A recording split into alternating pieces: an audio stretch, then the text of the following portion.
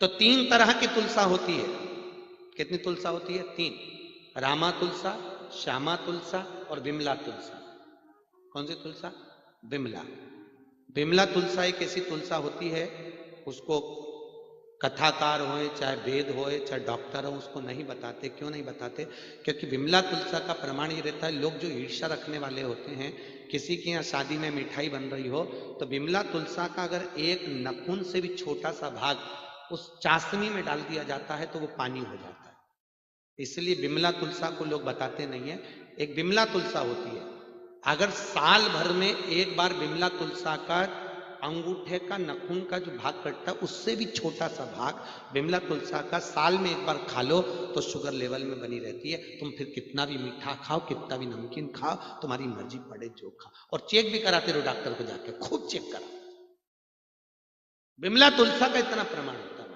पर विमला तुलसा को खाकर देखना, विमला तुलसा का नियम है, विमला तुलसा को खाने के बाद शक्कर खा के देखना, वो पानी जैसी लगना चाहिए, उसको मीठी नहीं लगना चाहिए, तो समझ लो विमला तुलसा है। और अगर खाने पर अगर शक्कर मीठी लग रही है तो वो विमला तुलसा नहीं है। 3 तुलसा होती है, रामा, श्यामा और विमला। ध्यान दो, उस विमला तुलसी का सेवन साल में एक बार करना रहता है, केवल वर्ष में एक बार। वो कभी भी आप खाओ, उसके बाद साल भर खूब शुगर चेक कराओ, डॉक्टर के पास जाओ, खूब मीठा खाओ, प्रेम से रहो, अलमस्त रहो, अपनी जिंदगी अच्छी। ये उसी तरह जैसे शंकर भगवान पर साल में एक बार तुलसी चढ़ती है। कितनी बार चढ़ती है?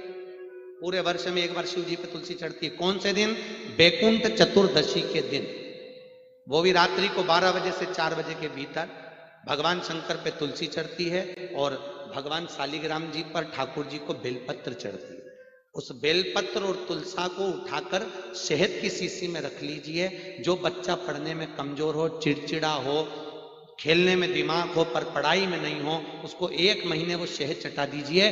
कभी आपको नहीं कहना पड़ेगा कि बेटा पढ़ने बैठ, वो खुद पढ़ेगा और दिल से पढ़ेगा और इतना पढ़ने में मन लगेगा कि अव्वल आएगा, कभी कमजोर नहीं हो।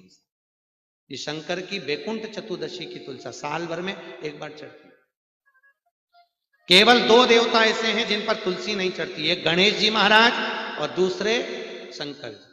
गणेश जी पे भी कभी तुलसी नहीं चढ़ती। अगर गणेश जी पे भूल से भी तुलसी चढ़ जाए तो गौ हत्या का दोष लगता है महाराज। इसलिए गणेश जी के लड्डू में, भोजन में, प्रसाद में तुलसी नहीं डाली जाती। गणेश जी को तुलसी का भोग नहीं है। और एक भोलेनाथ, भगवान शिव, इन पर भी तुलसी का प्रयोग नहीं होता। ये आज के समय में एक पत्रिका देखते हैं ना पंडित जी, तो क्या कहते हैं? काल सर्प दोष। बोलते कि नहीं बोलते? क्या बोलते? काल सर्प दोष है। काल सर्प दोष का मतलब क्या? पहले के जमाने में काल सर्प दोष नहीं होता था। क्यों? क्योंकि लोग भगवान को स्नान कराकर जो पानी होता था उसको ले जाकर पेड़ पौधे में डालते थे। अब आज के जमाने में एक ही थाली में गणेश जी बिठा लिए, उसी में शंकर जी रख लिए, उसी में ठाकुर जी रख लिए, राम जी, लक्ष्मी जी सब उसी में रख के नहलाया और उस पानी को उठाकर ले जाकर एक ही पौधा लिए दिए घर में तुलसी का, उसमें ले जाकर डाल दिया। और शिव महापुराण में लिखा है, अगर शंकर का चढ़ा हुआ जल तुलसी के पौधे में डलता है तो सर्प के डसने का दोष लगता है। उसको हिंदू धर्म में काल सर्प दोष कहा जाता है। काल सर्प। इसलिए प्रयास करा करो कि देवताओं को स्नान कराएं तो वो जल या तो किसी अन्य पौधे में डले, तुलसी के पौधे में ना डले। शंकर जी के क्यारे में कभी, शंकर जी तुलसी के क्यारे में कभी शिव जी का चढ़ा हुआ जल नहीं डलना चाहिए, बिल्कुल रत्ती भर भी नहीं। सर्प के डसने का दोष है, उसी को काल सर्प दोष कहा जाता है। काल सर्प। तो भगवान शिव की कथा करें। आप लोग कभी गए होगे बिजली महादेव? गए हो आप में से कोई बिजली महादेव? पूरी दुनिया में एक ही महादेव है, बिजली महादेव, मनाली के अंदर। कहां पर है? मनाली। पूरी दुनिया में एक ही महादेव है जो मनाली में सबसे पहले अगर बिजली गिरती है तो शंकर भगवान का इतना बड़ा शिवलिंग है, उसी के ऊपर गिरती है। उनका नाम है बिजली महादेव। उसके ऊपर बिजली गिरती है तो शंकर के टुकड़े टुकड़े हो जाते हैं। जरा जरा से टुकड़े होकर शंकर जी के शिवलिंग टूट जाता है। और टूटने के बाद में गांव में एक लंगड़ा परिवार है जिसके घर में कोई पूरा पैदा नहीं हुआ, विकलांगी पैदा होता है। उसके घर में से लोग निकल कर जाते हैं और पूरे मनाली में से मक्खन मांगकर उसको लेकर ऊपर चढ़ते हैं और शंकर भगवान के टुकड़ों को बीन बीन कर मक्खन से जोड़ा जाता है।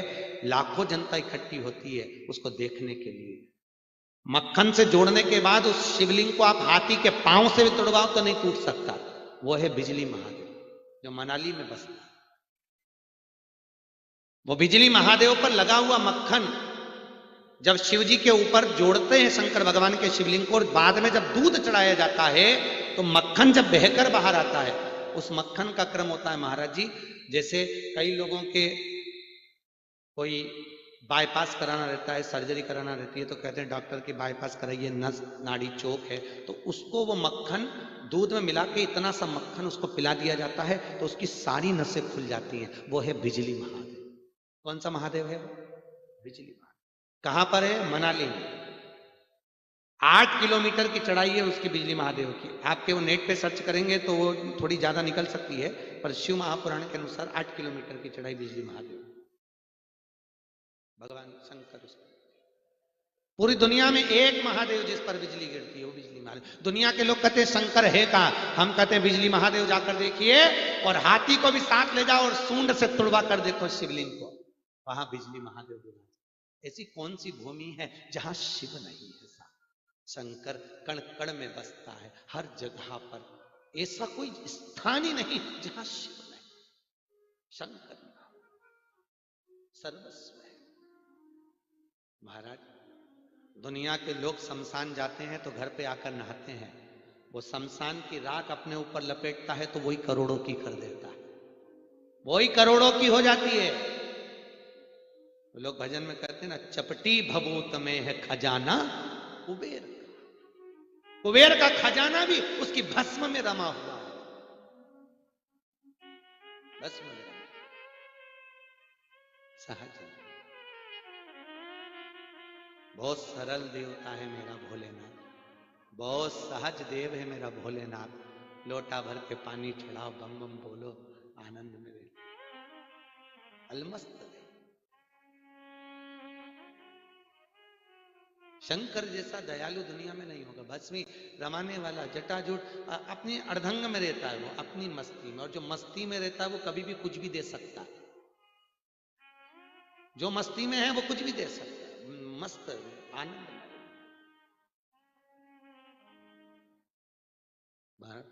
महाराज मुकेश भी, हम तो आपको धन्यवाद देंगे बहुत बहुत। जो माघ के महीने में आपका अग्रवाल परिवार पूरा बैठकर इस कथा का जो रसास्वादन कराया उसके लिए धन्यवाद है। माघ महीने ये शिव की करुणा है पूरे परिवार पर।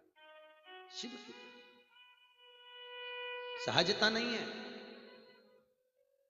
महाराज। दुनिया के लोग सोचते रह जाते हैं शिव पुराण कराएंगे, शिव पुराण कराएंगे, भागवत करा लेते हैं, राम कथा करा लेते हैं, पर शिव कथा कराना बहुत कठिन है, बहुत कठिन। और हम तो आपसे भी कहेंगे बाबा विश्वनाथ अगर आपको खूब दे, मेरा महाकाल बाबा शंकर के दरवाजे पर, वो महाराज वो एक नेताजी हैं जिन गुजरात छोड़कर चुनाव भी लड़ने गए तो विश्वनाथ की नगरी में गए, क्योंकि उनको भी मालूम था कि दुनिया में एक ही दे सकता है जो बिना सोचे दे सकता है, उसके सिवा कोई जगत में दूसरा बाप नहीं है जिसके दरवाजे पे। नहीं तो वो द्वारका में द्वारकाधीश के दरवाजे पे जाके चुनाव लड़ लेते, कहीं दूसरी जगह चले जाते, पर नहीं, उनको भी मालूम था कि दुनिया में अगर अड़भंग देने वाला है जो बिना सोचे उठाकर दे देगा और वो एक ही हो सकता है, वो मेरा शंकर ही हो सकता है, उसको भी मालूम था। इसलिए वहां से गए विश्वनाथ की नगरी में कि तू देगा, तेरे बराबर दुनिया में कोई नहीं दे सकता।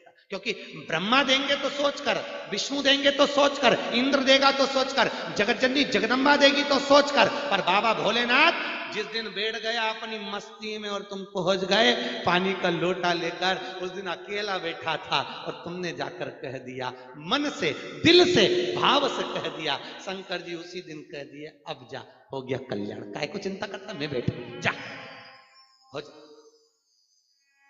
चक्कर है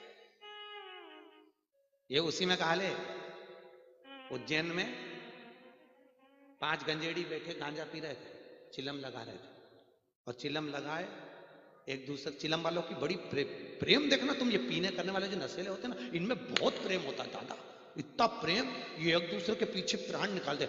एक ही चिलम से तू भी लगा ले, तू भी दम खींच, तू भी दम खींच, तू भी दम खींच, और फिर राउंड लेकर यहीं आ जा, फिर दम